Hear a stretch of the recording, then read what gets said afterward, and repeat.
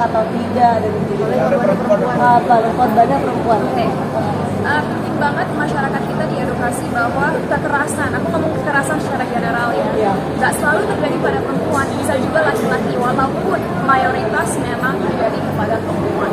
Itu pertama. Kedua, yang pasti kekerasan dalam bentuk apapun menurut aku adalah satu hal yang nggak bisa ditolerir sama sekali ya. Dan mungkin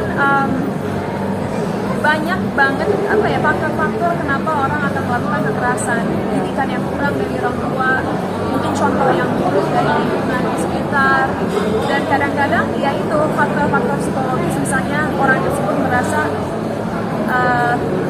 insecure dengan dirinya sendiri, merasa maskulinitasnya itu ter-threaten. I don't know what the word for threaten is in Indonesia, tiba-tiba lupa. Dan kadang-kadang orang-orang yang merasa bahwa superioritas mereka itu dipertanyakan, mereka jadi merasa dengan menjadi sosok yang agresif atau melakukan bentuk kekerasan, mereka jadi berkuasa kembali, dan itu cara berpikir yang menurut aku sangat bodoh. Dan yang pasti dalam masyarakat kita penting sekali semua orang ya, bukan hanya masyarakat biasa, tapi orang-orang yang memiliki posisi tinggi pun diedukasi tentang kekerasan, pelecehan, dan juga bagaimana menanganinya. Karena at the end of the day, kalau misalnya, ini hanya contoh ya, misalnya pihak yang berwenang kayak kepolisian nggak tahu bagaimana benar-benar menghadapi kasus-kasus kekerasan, nanti korbannya at the end of the day nggak akan mendapatkan justice atau keadilan yang mereka layak dapatkan. Jadi edukasi itu harus didapatkan secara menyeluruh di perkantoran, di kepolisian, di the political realm, setiap sektor kehidupan masyarakat itu harus diedukasi soal kekerasan dan pelecehan. Dan akhir-akhir ini, kita sempat dengar beberapa kasus kekerasan seperti KDRT yang pasti menyedihkan sekali ya. Tapi mungkin kalau kita mau lihat sisi positifnya, bagusnya kasus ini terekspos.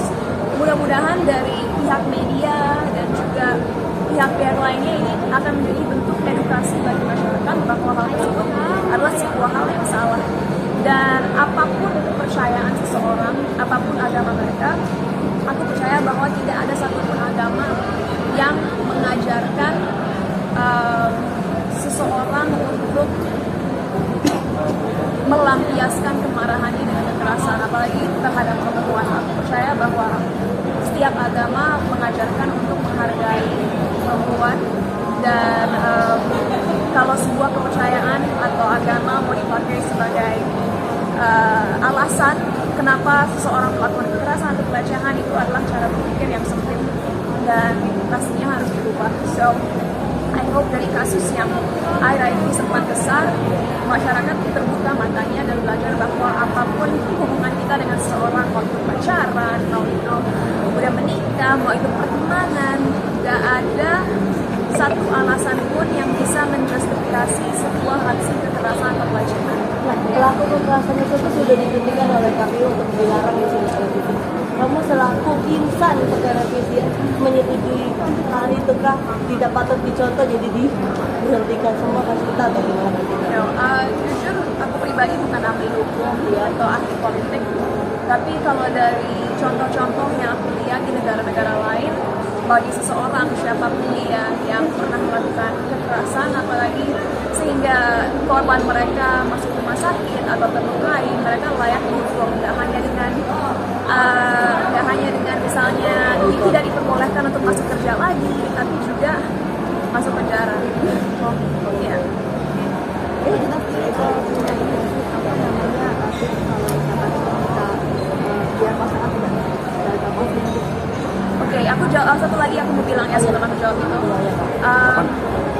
Dan satu hal lagi yang mungkin teman-teman yang nonton ini harus ingat, mungkin apa yang aku bilang untuk beberapa orang, berlebihan banget, tapi nggak berlebihan, karena yang kalian tidak sadar adalah sering sekali korban kekerasan itu traumanya nggak jangka pendek, bisa jangka panjang, bisa hampir seperti PTSD. Orang yang perang, yang lihat darah sedikit langsung teringat memori-memori pahit dan sulit, dan itu bisa berdampak kepada confidence mereka, produktivitas mereka, dan bahkan bagaimana mereka memperlakukan orang-orang lain di sekitar sekitar mereka. Jadi jangan berpikir bahwa jadi korban kekerasan rumah sakit juga sehat lagi kok. Bukan cuma soal kesehatan fisik, tapi kesehatan emosional dan mental juga terdampak secara jangka panjang. So itu yang harus diingat. Dan tadi aku mendapatkan pertanyaan yang agak lucu. Apa tipsnya untuk nggak selingkuh? Jujur, seharusnya pertanyaan seperti ini nggak ada. Karena saat mencari pasangan, jangan masuk ke dalam hubungan itu atau jangan menikah kalau kita dari awal nggak trust mereka dan nggak mengerti cara berpikir mereka, habit-habit mereka, latar belakang mereka. Makanya, buat aku pribadi, aku selalu bilang masuk ke hubungan serius, mau itu pacaran atau pernikahan, itu bukan sesuatu yang harus diburu. Kenapa? Apalagi pernikahan ya. Pernikahan kan adalah sesuatu yang kita lakukan karena kita merasa bahwa partner kita adalah partner hidup kita. Kita nggak menikah dan bilang, oh tahun depan cerai, kan kita sih, okay, I'm gonna get married forever, gitu. Jadi sebelum kita berkomitmen untuk jangka panjang, penting sekali setiap hal itu dibicarakan sama partner kita, kondisi finansial mereka, kondisi mental mereka, kesehatan mereka, keluarga mereka, latar belakang mereka, semua itu harus kita open komunikasi dengan baik, biar nanti saat udah berkomitmen nggak ada surprise lagi dan nggak ada takut orang ini akan selingkuh. Dan kalau orang tersebut selingkuh, kalau kalian masih pacaran, udah tinggalin aja. There's so many people out there. Nggak usah nangis tentang seorang yang nggak layak ditangisin dan nggak layak dan mencinta kita. Itu kalau buat orang yang pacaran.